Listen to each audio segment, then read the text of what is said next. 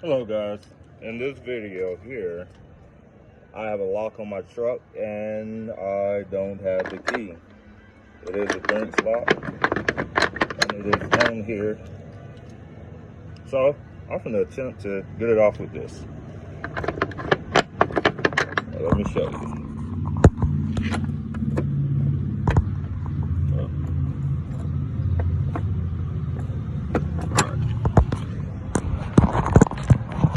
So what you want to do is take it, pull pressure on it, and then just tap on the side.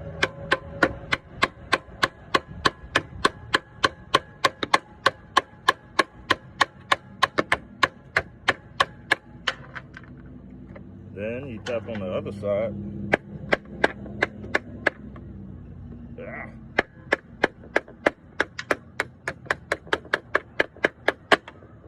And then boom.